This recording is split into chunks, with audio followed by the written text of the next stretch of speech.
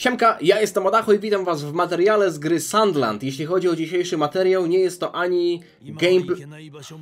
Szeryfie Rao. Może mi szeryf nie wchodzić w zdanie. Nie będę wam tutaj dzisiaj przechodził fabuły i od razu was ostrzegę, w tym materiale mogą być spoilery i dotyczące gry, i dotyczące tego, jak wyglądała oryginalna historia, bo oczywiście jest to gra bazująca na mandze autorstwa świętej pamięci Akiry Toriyamy. Ostatnio też wyszło anime i film, chociaż z tego co kojarzę, film to jest po prostu praktycznie to samo, co było w anime, tylko że film wyszedł na początku, a potem w anime to zostało podzielone na odcinki. Także spoilery mogą być. Dzisiaj chciałbym wam po prostu mniej więcej pokazać, jak wygląda gameplay, żebyście mogli sami zdecydować, jeśli nie oglądaliście mojego ostatniego live'a. Trochę ściszę te dialogi, fajnie, że oni sobie tutaj w tle gadają, ale dzisiaj to ja bym chciał mieć pierwszeństwo. Chciałbym, żebyście zobaczyli, jak wygląda gra. Ja ostatnio robiłem live'a z przechodzenia pierwszej części fabuły, w sensie przeszedłem tam kilka pobocznych misji, troszeczkę głównego wątku, ale generalnie chciałbym wam dzisiaj pokazać, jak wygląda gra, pokazać wam kilka głównych mechanik, żebyście mogli mieć pogląd tego, jak to się prezentuje. I od razu wam powiem, że gra na Steamie kosztuje 250 zł, ale nie chcę, żebyście kupowali to na Steamie, tylko na stronie, którą znajdziecie w opisie mojego filmu, czyli eneba.com, bo tam nie dość, że gra obecnie kluczyk do Sandland możecie znaleźć za niecałe 200 zł, chyba za 180 coś, to jeszcze specjalnie dla Polski od 10 do 20 maja bodajże jest specjalny kod zniżkowy Poland10, czyli Poland10 na dodatkowe 10% zniżki, czyli jeśli chcecie kupić Sandland i jeszcze dodatkowo skorzystacie z kodu na Enebie, to zaoszczędzicie niecałe 100 zł w porównaniu do tego, jak to wygląda na Steamie. Posłuchajcie kilku słów o stronie eneba.com, do której znajdziecie linki w opisie. Zapraszam was na stronę eneba.com, gdzie znajdziecie tysiące produktów cyfrowych i nieustannie rozwijającą się bibliotekę gier. A to wszystko w niespotykanie niskich cenach. Oprócz tysięcy tytułów możecie kupić tu również karty podarunkowe czy przeróżne do ładowania, a zakupy są szybkie i całkowicie bezpieczne. Linki do eneba.com są w opisie mojego filmu, więc kliknijcie i sprawdźcie, czy coś wam wpadnie w oko. Dzięki za uwagę, wracamy do odcinka. Jak widzicie, jesteśmy... w jakim regionie jesteśmy, pyta Shifu. Tak się składa, że Sandland moim zdaniem to jest gra, na jaką zasługuje Dragon Ball, na jaką zasługiwał Dragon Ball i bardzo mi się podoba tutaj, że są te dialogi, aczkolwiek pozwólcie, że troszeczkę je wyciszę, bo dzisiaj mnie to trochę zbija z pantałyku. Jest to gra, na którą Dragon Ball zasługiwał. Uważam, że jest to gra lepsza od Kakarota, aczkolwiek i tak jest tutaj dużo rzeczy, które bym zmienił. Może się gameplay Sandlandu w pewnym momencie wydawać powtarzalny, jeśli robicie bardzo dużo pobocznych questów i na początku eksplorujecie mapę, a nie idziecie za głównym wątkiem, ale jest to, czego w Kakarocie nie było, czyli quick time eventy, czyli jest wiele różnych mechanik, które za każdym razem, w każdej nowej misji głównego wątku się pojawiają i my musimy się do tego dostosowywać. Co jest również bardzo fajne, pokażę wam to tutaj na przykładzie tego menu, które sobie otworzyłem. Mamy mapkę, wiele różnych pozycji na tej mapie jest pokazanych, są różne rzeczy, do których możemy się teleportować. Oczywiście teleportować się też można za pomocą przycisku G. To jest nasze główne miasto, do którego teraz chciałbym pójść, ponieważ tam sprowadzamy nowe postacie raz na jakiś czas za pomocą pobocznych questów. Z tego co widzę, właśnie tutaj jest jedna z kolejnych postaci. Za każdym razem, jak widzimy na mapce jakiegoś pobocznego questa, to jest raczej kwestia tego, że mamy pomóc jakiejś tam pojedynczej osobie i ona, jakiej już pomożemy, to staje się mieszkańcem tego miasta Spino, które jest tutaj jakby naszą główną bazą. Jak widzicie, mam tutaj kilka dużych wykrzykników i jakiś quest poboczny nawet związany ze sklepikarką, aczkolwiek to, co mi się bardzo podoba w grze Sandland, to możliwość tworzenia swoich pojazdów. I to jest postać, która akurat pojawiła się w drugim sezonie anime. Jej w mandze nie było, to jest ta Ann. Mamy kilka pojazdów i pokażę wam naprawdę, jak to tutaj wygląda. Oczywiście to są spoilery, bo na początku mieliśmy tylko czołg, teraz mam jeszcze bot skaczący, samochód i też motor. Wszystkie te pojazdy są potrzebne do rozwinięcia fabuły. To nie jest tak, że robimy je, bo nam się podoba. W sensie możemy je zrobić, bo nam się podoba, ale każdy z nich ma swoją rolę dla fabuły. Te pojazdy możemy w różnoraki sposób ulepszać za pomocą materiałów, które jak widzicie są tutaj wypisane. One są dostępne albo bezpośrednio na mapie, albo możemy je dopiero stworzyć za pomocą materiałów, które również znajdujemy na mapie. Akurat tak się składa, że mogę sobie ulepszyć motor z poziomu 8 na poziom 9. Jak widzicie, mogę to sobie zrobić w tym momencie. Nawet mogę to zrobić na poziom 10. No i teraz już jest troszeczkę droższe to ulepszenie. Z każdym ulepszeniem zwiększają się punkty wytrzymałości tego pojazdu, atak, obrona i tak dalej, ponieważ tymi pojazdami możemy też atakować, prawda? Każdy z nich ma dwa rodzaje broni, ma swój silnik i tak dalej. Więc bardzo podoba mi się ten system budowania pojazdów, bo tutaj mamy różne rodzaje armat. Ze zniszczonych pojazdów możemy również odzyskiwać armaty. Eksplorując świat, armaty, no generalnie części do pojazdów. Eksplorując świat możemy zdobywać te części. Możemy je tutaj zamieniać w dowolnej kolejności, możemy je tutaj ulepszać. Także ten system rozbudowania pojazdów jest znacznie lepszy niż to, co było w Kakarocie, bo w Kakarocie praktycznie mieliśmy samochód i jakiegoś bota biegającego i można się było nimi ścigać. Nie było to za bardzo rozbudowane. Tutaj mamy cały system dotyczący tego, jak te pojazdy można budować i ja żadnym specjalistą od gier nie jestem, więc raczej bazuję na tym, co do tej pory przeżyłem, chociażby też porównując to do Kakarota. I muszę przyznać, że jest to znacznie, że to bardziej oddaje po prostu. Można tutaj więcej posiedzieć, można się więcej pobawić w tych rzeczach. Mało tego, możemy te części po prostu też tworzyć. Jak widzicie, są różne rzadkości tych części. Tutaj mam do stworzenia nawet rzadką część, ale brakuje mi trochę materiałów. Generalnie jest tutaj tego sporo. Możemy też, jak widzicie, no mój czołg, jak widzieliście przed chwilą, jest pomalowany, ponieważ obok jest tutaj lakiernik. Wszystko możemy też sobie zrobić z tego menu, które mamy pod Escape'em, ale generalnie to, co mi się też podoba, to to, że jest tutaj drzewko umiejętności. Za każdy level up dostajemy umiejętność, możemy sobie to drzewko rozbudowywać, zarówno Belzebuba, czyli tej głównej postaci, którą gramy, ale również sojuszników. I w przypadku sojuszników mamy umiejętności pasywne i umiejętności aktywne. Tymi postaciami jak Rao i Shifu nie gramy, ale one cały czas z nami chodzą i możemy ich używać do tego, żeby nam pomagały. Na przykład Shifu ma możliwość tutaj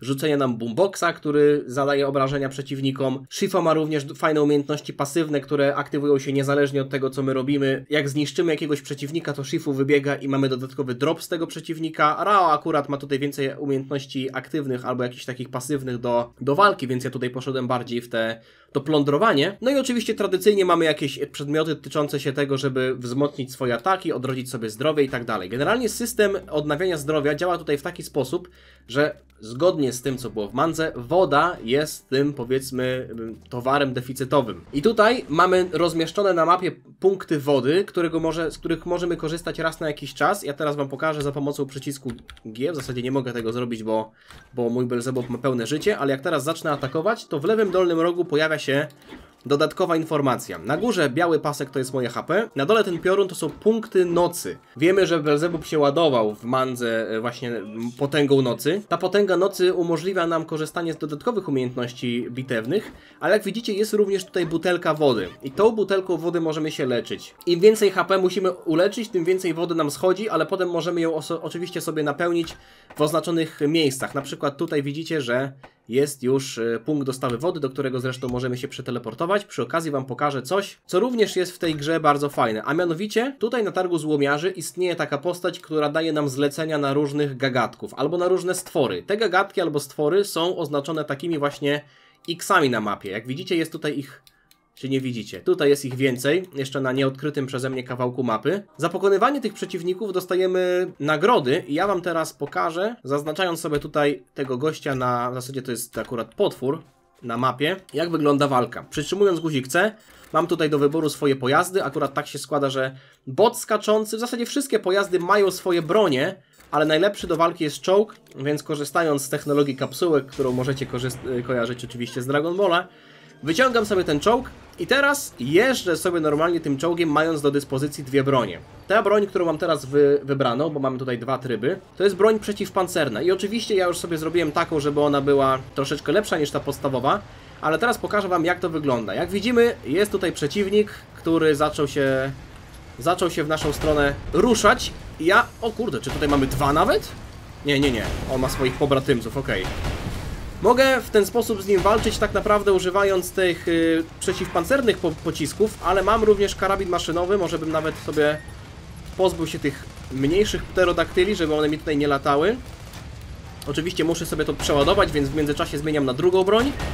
Akurat tak się składa, że ta broń przeciwpancerna zadaje znacznie większe obrażenia. Ja tutaj sobie tym karabinem maszynowym mogę pozbyć się tych... O! On będzie mnie atakował takim specjalnym atakiem, więc ja włączam szybko turbo, żeby uniknąć tego ataku. I powiem wam tak, na początku podobało mi się to bardzo, ale żeby nie lizać dupki aż tak bardzo tej grze, powiem wam jedną rzecz.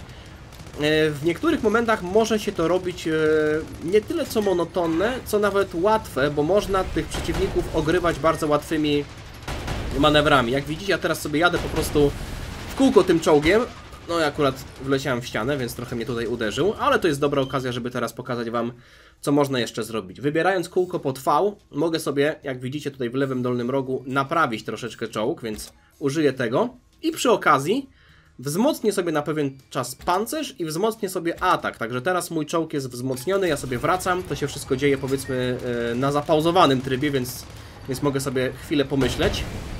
Przesunę sobie na karabin maszynowy i kliknę R, żeby troszeczkę przeładować sobie amunicję w tym karabinie maszynowym. Akurat tak się składa, że jak nie mam już 0 amunicji i zmienię na drugą broń, to tam reload jest, powiedzmy, automatyczny, więc mogę sobie po prostu O! Chyba zmienię kierunek jazdy, o właśnie. O! Jednak się zająłem ogniem, okej! Pierwszy raz w tej grze się zająłem ogniem, to jeszcze tego nie miałem. To powiem wam, że nie spodziewałem się tego, ale to chyba jest kwestia tego, że to jest ogień od przeciwnika. A jak wjeżdżamy w ogień po na przykład wybuchu cudzego czołgu czy coś takiego, to nie da się zająć ogniem, z tego co zauważyłem. Umiejętność sojusznika. No mogę tutaj wypuścić RAO na przykład pod tabem, albo radar Shifu to w zasadzie jest umiejętność, która mi się teraz nie przyda, bo ona wykrywa jakieś skarby w okolicy. Więc mam tutaj jeszcze 2 do użycia, ale już nie mam tak naprawdę możliwości. Okej, w takim razie gościu został pokonany, ten wielki pterodaktyl. Jeszcze tutaj tych jego małych pobratymców pokonam, bo oni są akurat łatwi do zniszczenia. No i to by było na tyle, jeśli chodzi o tę walkę. Jak widzicie, Shifu już wyszedł z mojego czołgu. Czekajcie, wyjdę sobie z czołgu, żeby to pokazać z bliska. To jest właśnie ta jego umiejętność pasywna, która zapewnia nam dodatkowy drop. No ten drop jest tutaj porozrzucony po całej mapie, to są akurat takie rzeczy, których ja mam dość sporo. Akurat te skrzydła tego wielkiego bossa sobie wezmę, bo one są dość rzadkie. Wydaje mi się, że tutaj jest jeszcze jedna rzecz, ok. No i generalnie polecam wam zbierać też dużo rzeczy na mapach, chociażby tych ród, ze względu na to, że ja jestem takim zbierakiem. Dużo rzeczy zbieram, jak coś widzę. To są akurat rudy, które są porozrzucane po całej mapie i warto je zbierać ze względu na to, że potem jest dużo rzeczy, które można z nich zrobić albo wymienić na inne cenne rzeczy. No i jak praktycznie macie to pod ręką, to warto po prostu sobie te rudy żelaza czy saletry i tak dalej zbierać, ponieważ jak się potem okazuje, te rozbudowania pojazdów fabularnych są w pewnym momencie konieczne i lepiej po prostu mieć już to wcześniej zebrane niż zbierać to na potrzeby właśnie danego questa. Także ja to zawsze sobie zbieram. Oczywiście można to też zbierać w bardzo fajny sposób i to mi się akurat podoba. Na przykład, nie wiem, botem skaczącym, którego wam mogę teraz pokazać. Bot skaczący, jak możecie się domyślić, jest pojazdem, który jest bardziej potrzebny do wskakiwania na jakieś wyższe miejsca, chociażby tutaj możemy sobie wskoczyć i bez bota skaczącego byśmy tutaj nie dotarli, ale tak naprawdę chciałbym tutaj zrobić może jakiegoś jednego pobocznego questa, żeby wam pokazać jak tutaj wygląda, powiedzmy, system robienia questów i tak dalej. Nie będę szedł z główną fabułą, bo tak jak mówię, nie chciałbym tutaj wrzucać was do środka jakiejś historii. O, i bardzo się fajnie okazało, że akurat w tym miejscu jest ktoś, kto potrzebuje pomocy. Zadanie ratunkowe, aczkolwiek nie jestem pewien, czy ja byłbym w stanie tutaj dojść. Dam sobie tutaj pineskę, żeby zobaczyć, czy ja dam radę dojść do tamtego miejsca, ale zmienię sobie może na motor, ze względu na to, że motor jest szybszy. Bardzo fajnie można w ten sposób bardzo szybciutko zmieniać sobie pojazdy. Akurat, kurwa, nie mogę tu wjechać, to chyba się tutaj nie da dojechać, chociaż spróbujemy sobie tędy pojechać. Jeszcze wam pokażę auto. Oczywiście auto też ma swoje bronie, aczkolwiek zwróćcie uwagę na celownik. W momencie, w którym ja już troszeczkę za bardzo celuję w lewo, nie jestem w stanie strzelać w to miejsce, w które chcę, dlatego że muszę cały pojazd przestawić, prawda? Więc no jest to pojazd od czegoś innego. Tak naprawdę auto jest od jeżdżenia, a nie od strzelania. Czołg jest od strzelania. Kto by się domyślił, więc generalnie fajne jest to, że jak chcecie się bić, to wsiadacie w czołg, jak chcecie przy okazji skakać, no tutaj raczej wolałbym botem skaczącym to zrobić, ale już chyba aż tak bardzo mi nie zależy na tym aucie, najwyżej się naprawi. Zresztą zauważyłem, że nie ma aż takich dużych problemów z damage'em. O, tutaj też jest chociażby miejsce, które zauważyłem, że można zbadać dopiero w pewnym momencie fabuły, a mianowicie w momencie, w którym ma się już motocykl, ze względu na to, że motocykl umożliwia, jak sami zaraz zauważycie, przeskakiwanie takich miejsc. Normalnie bym nie był w stanie tego przeskoczyć. I w sumie to jest miejsce, w którym wcześniej mnie nie było, bo tu jest skrzynka z niepospolitym przedmiotem. Jak widzicie, znalazłem część do bota skaczącego. Jest to broń drugorzędna. Działko automatyczne, mamy wszystkie statystyki, więc mogę sobie to teraz wziąć i zobaczyć, czy to działko będzie lepsze niż to, które mam obecnie. No jak widzicie, mam tutaj już wrzucone działko na 8 poziom, które też jest niepospolite, czyli tej zielonej rzadkości, ale to, które mam tutaj, ma większe obrażenia, bo 46 za jeden strzał, ma mniejszy co prawda magazynek, no i ma też większe przerwy między atakami, także wydaje mi się, że mimo wszystko wolałbym sobie zostawić to bo ten mniejszy karabin zostawiam raczej na słabych przeciwników, których można pokonać kilkoma strzałami. A to działo przeciwpancerne, które jest w czołgu, to raczej to jest sposób na pokonywanie tych silniejszych przeciwników, także już tutaj kombinować nie będę. Pojedziemy sobie tutaj, właśnie gdzie pokazałem sobie pineską. Są jeszcze tutaj na mapie rozrzucone takie rzeczy, jak chociażby jaskinie. Tutaj po lewej stronie widzicie, mam zaznaczoną jaskinię. Zazwyczaj są to bardzo podobne miejsca, czyli miejsca z jakimiś właśnie rudami i tak dalej, albo miejsca z jakimiś skrzynkami. Jak widzicie, mamy tutaj akcję ratunkową. Ja sobie... Wiecie co? Nie będę z nimi bił się za pomocą pojazdu, tylko pokażę wam jeszcze walkę wręcz, bo tutaj oczywiście też jest walka wręcz. Co prawda nie mam potęgi nocy, aczkolwiek mógłbym sobie to zaraz nadrobić. Mroczna energia. Zrobimy sobie tak, że wrzucę sobie mroczną energię tutaj i teraz dzięki temu małemu pyrtkowi będę mógł sobie odnowić całą energię mocy. I właśnie to się stało.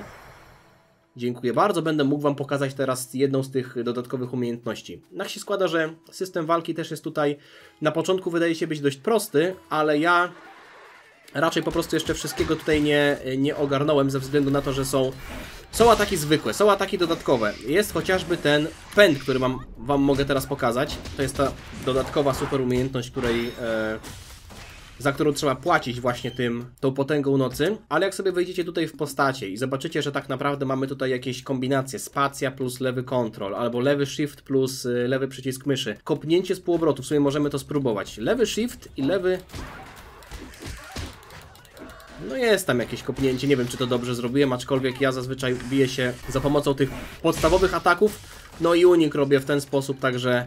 Akurat teraz walczyliśmy z bardzo łatwymi przeciwnikami, tymi podstawowymi dinozaurami. Uratowaliśmy jakiegoś handlarza, dostaliśmy za to drobną nagrodę. Tak naprawdę nie jest to coś, co jakkolwiek poprawi szczególnie naszą sytuację materialną. Jeśli chodzi o Spino, bo tam wam pokazałem tylko garaż, tam są różne rzeczy, tam możemy dostosować swój pokój. W ogóle biorąc pod uwagę, że ja dostałem tę grę za darmo, to dostałem bardzo dużo ciekawych rzeczy. Wrócimy sobie tutaj, gdzie mam tego pobocznego questa. Dostałem bardzo dużo ciekawych mebli, nie wiem dlaczego, po 50 sztuk każdego z różnych mebli. Nie wiem, czy to jest kwestia tego, że ja tutaj miałem tę grę jeden dzień wcześniej, to był jakiś taki preorder, czy coś w tym stylu, czy może wszyscy to dostają na start. No tutaj akurat mamy tego pana, który rozdaje nagrody i zlecenia za różne cele, prawda? No teraz pokonaliśmy tego wielkiego pterodaktyla, więc odebrałem za niego nagrodę, no i tutaj widzę, że możemy zrobić sobie go jeszcze raz na znacznie wyższym poziomie. Nie tylko są to zwierzęta. Jak widzicie, jest to jakiś gościu, który jeździ na motocyklu i za pokonanie go dostajemy ramę motocykla, czyli coś, co jest bazą do stworzenia pojazdu, bo bronię, silnik, zawieszenie możemy sobie stworzyć, ale rama pojazdu to jest coś, co musimy zdobyć, nie da się tego stworzyć. Rama pustynnego buggy, tutaj też widzę, że mamy jakieś różnych przeciwników, którzy są w stanie nam zaoferować jako nagrodę ramy różnych pojazdów. To polowanie wam już pokazałem, więc ja sobie teraz oddalę trochę mapkę i pójdziemy sobie tutaj, żeby zobaczyć właśnie tego pobocznego questa. Ja sobie go ustawię jako tego głównego questa, żeby on mi się wyświetlał. Zobaczymy, co tu jest, bo z tego co pamiętam zaakceptowałem tutaj jakiegoś questa, ale nie pamiętam, o co już tam chodziło. Wydaje mi się, że tutaj chyba się przejść nie da, czy się da? Nie, da się. Dobra, to może weźmiemy jeszcze motocykl, żeby tam szybciej dojść. Mówię, są rzeczy, tak jak na przykład lakierowanie pojazdów. Jak widzicie, ja mam tutaj pokolorowane pojazdy albo tworzenie jakiegoś swojego pokoju, aczkolwiek to są rzeczy raczej średnio wpływające na gameplay. Chciałbym też wam powiedzieć o kilku wadach, a mianowicie to, że mam wrażenie, że ten świat na początku robi duże pozytywne wrażenie ze względu na to, że mamy wiele przeciwników, którzy chodzą, mamy jakieś tam jaskinie i tak dalej. Ta eksploracja w pierwszym momencie wygląda na bardzo bogatą, ale tak jak mówię, potem, może troszeczkę zgłośnie teraz ich głosy, żeby było słychać co mówią, bo to jest akurat quest. Okej, mieliśmy tutaj uratować jakiegoś gościa, tak? Już nawet nie pamiętam, o co chodziło w tym questie, bo przyjąłem jakiegoś pobocznego questa, ale już nie pamiętam, o co w nim chodziło. Jak ktoś sobie chce czytać, to niech sobie czyta.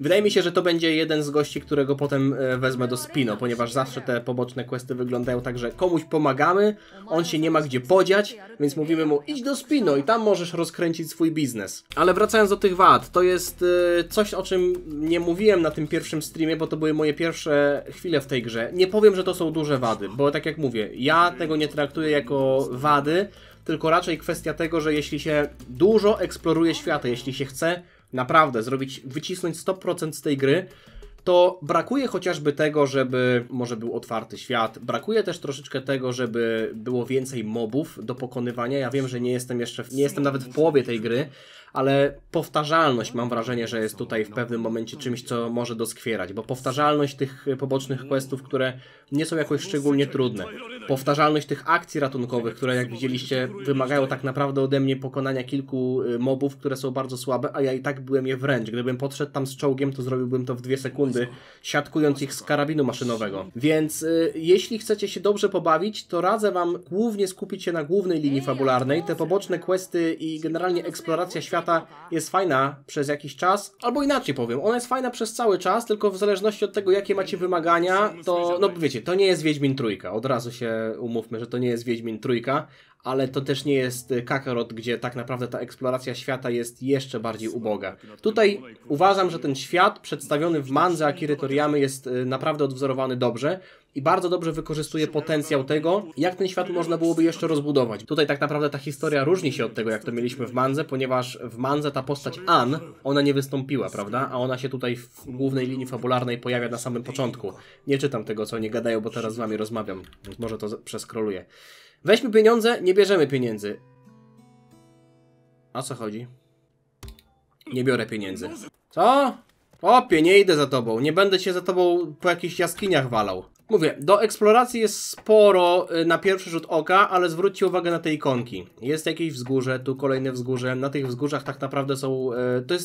To jest to samo, co praktycznie jaskinia, tak bym powiedział. Tylko że wzgórze to jest wzgórze, jaskinia to jest jaskinia. Ale jeśli chodzi o nagrody, o to, co możecie tam znaleźć, w większości przypadków jest to samo. Czyli albo jakieś rudy, albo jakieś minerały, albo skrzynki. Oczywiście w tych skrzynkach są potrzebne rzeczy, ale po jakimś czasie mam wrażenie, że byłoby łatwiej to po prostu skraftować, niż walać się po całym świecie i szukać tego. Akurat jest kilka fajnych lokalizacji, które bardzo ładnie wyglądają. Chociażby też są lokalizacje takie ruiny, które są porozrzucane też po całej mapie. Jak zwrócicie uwagę, są ruiny tutaj, są ruiny tutaj. W środku też macie jakichś unikatowych przeciwników i tam możecie znajdować jakieś rzadsze przedmioty, które potem można wymieniać na inne rzeczy. Ale jak zwrócicie uwagę na to, co jest na tej mapie, bo tutaj tak naprawdę są zaznaczone miejsca tymi gwiazdkami, więc w sumie tam szczególne rzeczy się nie dzieją dodatkowe w tych gwiazdkach, to w większości przypadków to są podobne rzeczy. Groty, wzgórza, ruiny i tak dalej, i tak dalej. Ale zdecydowanie najbardziej podoba mi się w tym wszystkim to, że mamy tutaj realny wpływ na dostosowywanie swoich postaci i to nie są tylko jakieś umiejętności, no bo w Kakarocie chociażby też mieliśmy umiejętności.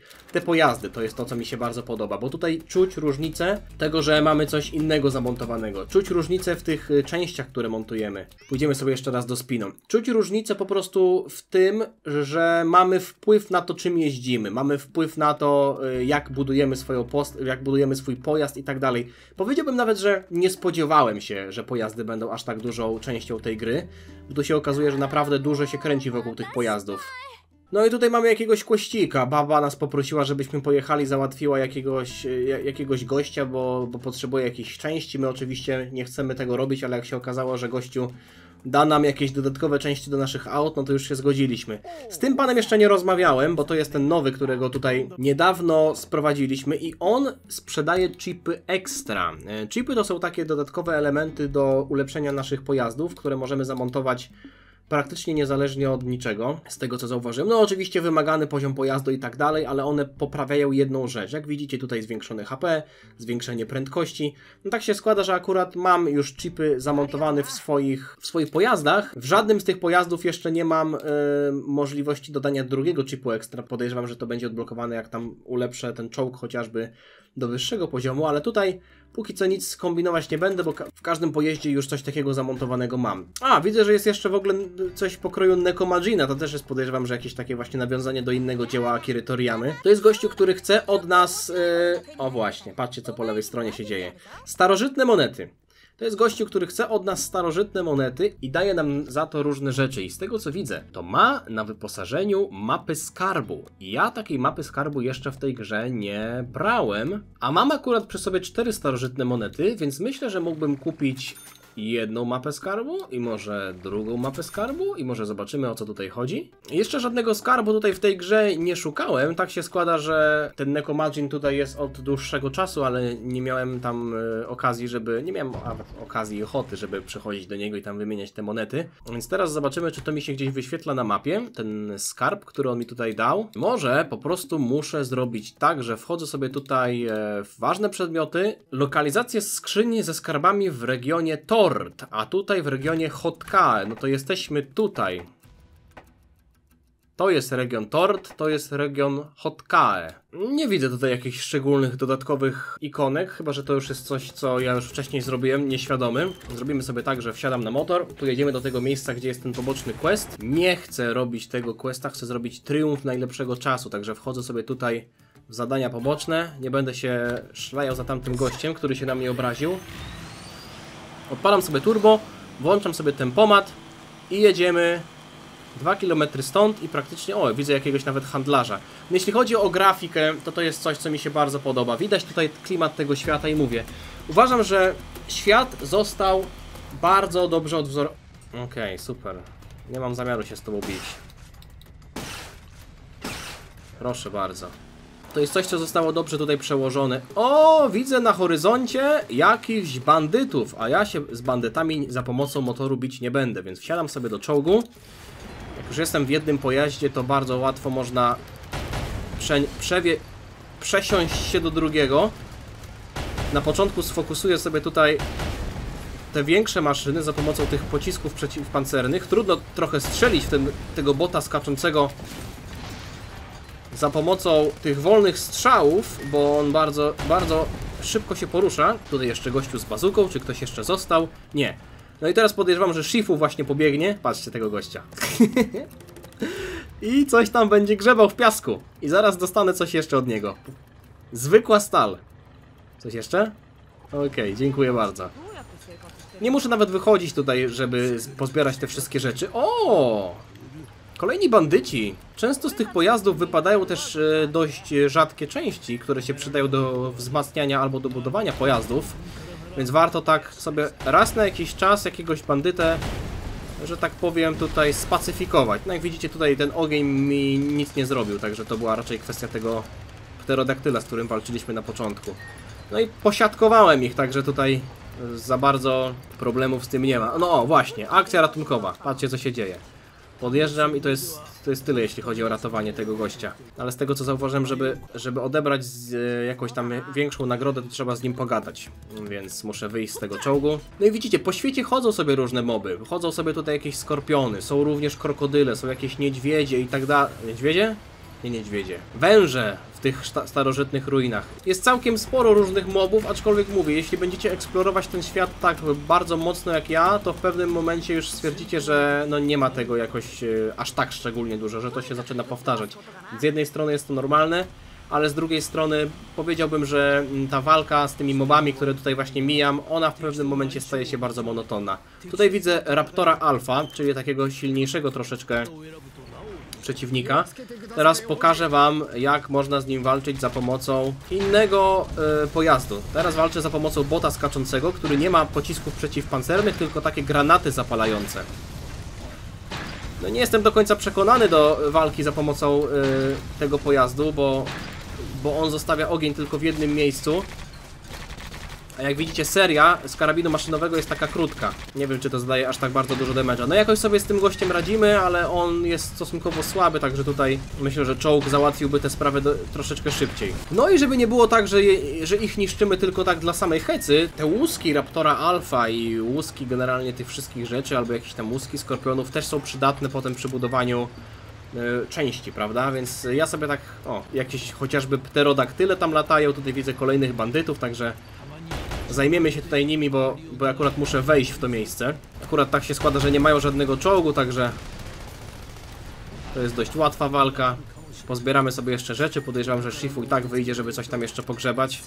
No oczywiście. Także zobaczmy. O, i widzę, że tutaj muszę się przesiąść na bota skaczącego, bo inaczej nie dam rady się tam dostać. Podoba mi się w tych wszystkich pojazdach tempomat.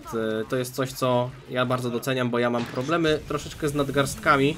I jak muszę cały czas naciskać klawisz myszki albo klawiatury, żeby jechać jakimś pojazdem, to potem już ręka mnie boli.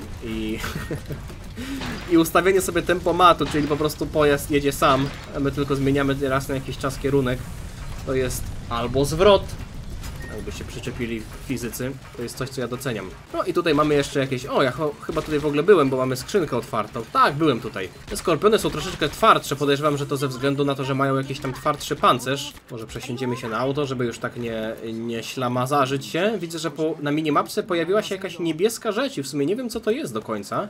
Nie kojarzę żadnych niebieskich rzeczy. O, w ogóle zobaczcie, tu jest baza wojskowa, do której jeszcze chyba nie wjeżdżałem, czy wjeżdżałem? A nie, do tej bazy wojskowej jeszcze chyba nie wjeżdżałem, z tego co kojarzę. Jeszcze fabuła mnie aż tak bardzo nie poprowadziła do przodu. A, widzę, że na mapce jest zaznaczony ten niebieski znaczek, to chyba chodzi o to, że tam jest gościu, którego ja szukam, tak? Czy nie?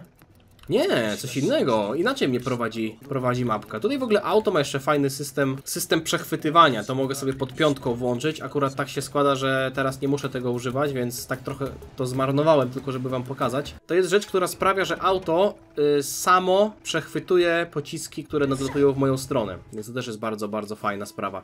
Co tutaj się dzieje? Czemu tutaj coś mi się pokazuje? Mam tutaj jakąś skrzynkę. W środku proch strzelnicy, nic szczególnie ciekawego. Aha, pewnie dlatego, że radar mi jakiś coś wykrył, tak? Możemy tutaj jeszcze użyć umiejętności Shifu. Czy coś znajdzie? Nie, nic nie znalazł. No tutaj ewidentnie rozsądniej byłoby zrobić to za pomocą bota skaczącego, który jest przystosowany do takich rzeczy. Chociaż nawet... Ciekawe, czy się... A, widzicie, nie psuje się. Czyli mogę sobie skakać z takich dużych wysokości. O! Ja naprawdę mam iść aż pod tę bazę? To mnie tam jeszcze nie było. Włączam sobie tempomat, bardzo przyjemna sprawa, nie muszę dusić tam klawisza. No mówię, to jest raczej rzecz taka bardzo podstawowa, ale ja doceniam to, bo bolą mnie potem ręce, jak muszę dusić cały czas klawisz. O! Jest ten główny tutaj prowodyr wszystkiego. O, ja głupi jestem, ty, ja poszedłem na główny wątek, teraz się tak zastanawiam, czemu tutaj w sumie leci cutscenka z tymi ludźmi insektami, a to przecież był główny wątek, a ja chciałem zrobić ten poboczny. Dobra, mniejsza. Napiłem się troszeczkę wody, jak widzicie. Jedna rzecz, o której jeszcze chciałem wspomnieć, jak widzicie na tej mapie są rozłożone te punkty wody, no akurat z tego się teraz skorzystałem, więc on jakiś czas już będzie niedostępny, ale na mapie są punkty wody i do nich można się teleportować i jest ich dość sporo.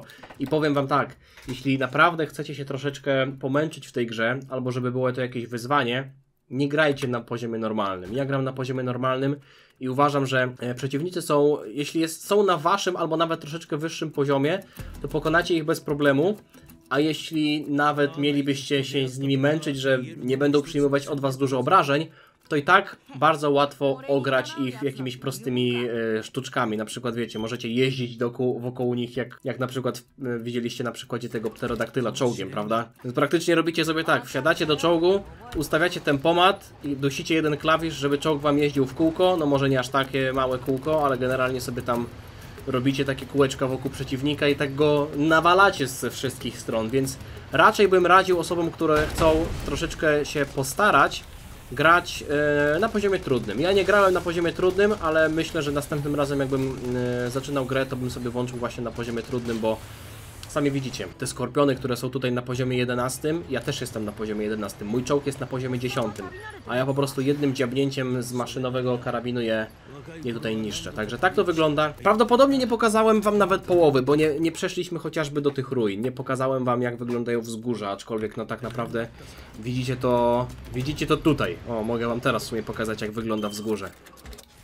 Tylko nie wiem, czy ja tutaj wskoczę, bo w sumie z tego co kojarzę, tędy się wskoczyć nie da za bardzo. No ale okej, to pokażę wam tak. To jest wzgórze. Tam można sobie wskoczyć i tam są jakieś rudy. O, na mapce są nawet zaznaczone na zielono rudy jakichś minerałów i tak dalej. Czasami są skrzynki, czasami są rudy. Jeśli chodzi o główną fabułę, tak, polecam grę. Jeśli chodzi o questy poboczne, eksplorację świata, jest to fajne do pewnego momentu. w pewnym momencie już czuć tę powtarzalność i mówię to jako fan tej gry, powiem wam, jestem fanem tej gry, ale to nie jest raczej gra, w której można spędzić kilkaset godzin i eksplorować ten świat i za każdym razem czuć coś nowego albo przeżywać tę samą epicką walkę jeszcze raz, bo mówię, są to rzeczy powtarzalne, jeśli chodzi o te questy poboczne. Cóż, można się było trochę tego spodziewać, prawda, że te questy poboczne będą w jakimś stopniu powtarzalne, aczkolwiek siłą tej gry jest to, że wykorzystuje moim zdaniem potencjał tego świata, który został przedstawiony w mandze, bo ta historia, która została przedstawiona, jest bardzo rozbudowana. O historię pobocznej, główny wątek jest rozbudowany. Tak naprawdę ten klimat, który można znać z mangi Sandland, bo ja mangę na początku przeczytałem, potem obejrzałem serial anime, jest tutaj obecny. I jeszcze słowo odnośnie Forestlandu. Słyszałem, że w tej grze też jest potem Forestland. Ja jeszcze do tego nie doszedłem. W anime dopiero zacząłem oglądać ten, powiedzmy, drugi sezon, więc jeszcze nie wiem, z czym to się je. Nie wiem, do jakiego momentu dochodzi ta główna linia fabularna, aczkolwiek jeśli chodzi o same mechaniki, to dużą część wam tu pokazałem. Nie pokazałem wam oczywiście wszystkiego, bo są rzeczy na tych mapkach, tak jak chociażby ta wieża radiowa, albo ruiny, których nie zahaczyłem, albo placówka wojskowa, gdzie też się trzeba skradać, ale to akurat widzieliście u mnie na streamie. Tego wam tutaj nie pokazałem. Jeśli chcecie, powiedzmy, materiał dodatkowy z tego, jak wyglądała moja pierwsza gra, to sobie odsyłam was do mojego live'a, który jest oczywiście u mnie na kanale. Jeśli chodzi o dzisiaj, to by było na tyle. Sami widzicie po tej minimapce, że jest dużo lokalizacji, w których nie byliśmy, ale mówię, jeśli chodzi o główną część fabuły, to jest ona satysfakcjonująca, bo ma to, czego Kakarotowi chociażby brakowało. Porównuję te gry, ponieważ są to jakby dwie gry z tych uniwersów, które lubię i one są, powiedzmy, na tych samych zasadach, taki RPG, prawda, z niby otwartym światem, ale tutaj ani tam, ani tutaj otwartego świata tak naprawdę nie ma, bo mamy kilka różnych lokalizacji, które niby są ze sobą połączone, ale jest, powiedzmy, ładowanie mapek. Znaczy, większość tutaj świata jest otwarta tak naprawdę do tej pory, z tego co zauważyłem, aczkolwiek no chociażby do Spino, jak się wchodzi, to jest to ładowanie. Tak czy siak, ta gra mi się podoba bardziej niż Kakarot, na pierwszy rzut oka, przynajmniej po kilku dniach, bo wymaga od gracza więcej. Nie zanudza cutscenkami, gracz jest potrzebny w jakichś tam elementach fabuły, żeby robić różne rzeczy. Są nowe mechaniki właśnie w głównym wątku. Co chwilę trzeba robić coś innego i można się przy tym dobrze bawić, ale nie jest to gra na kilkaset godzin. Jest to gra na kilkadziesiąt godzin, jeśli chcecie jeszcze dodatkowo sobie poeksplorować ten świat. A uważam, że warto, bo jest naprawdę ładnie zrobiony, jest pięknie, jeśli chodzi o graficznie przedstawiony moim zdaniem, więc sami zresztą widzieliście, jak to wygląda. Także tyle. Mam nadzieję, że wam się podobało. Jeszcze raz przypominam o tym, że jeśli chcecie sobie kupić Sandland, to link do Eneby znajdziecie w opisie. Tam od razu wam powiem, że jak chcecie znaleźć Sandland, to chyba musicie wpisać Sandland w wyszukiwarce łącznie, bo normalnie Sand, spacja, land się pisze, prawda? Z tego co zauważyłem, to się wyświetla to, jak się wpisze łącznie, ale myślę, że sobie poradzicie. Tak czy inaczej, nie przedłużam, życzę wam miłego, spokojnego dnia i dajcie mi znać w komentarzu, czy graliście, a jeśli nie graliście, to jakie są wrażenia właśnie z gry Sandland. Tyle ode mnie, trzymajcie się, na razie. Cześć! Dziana!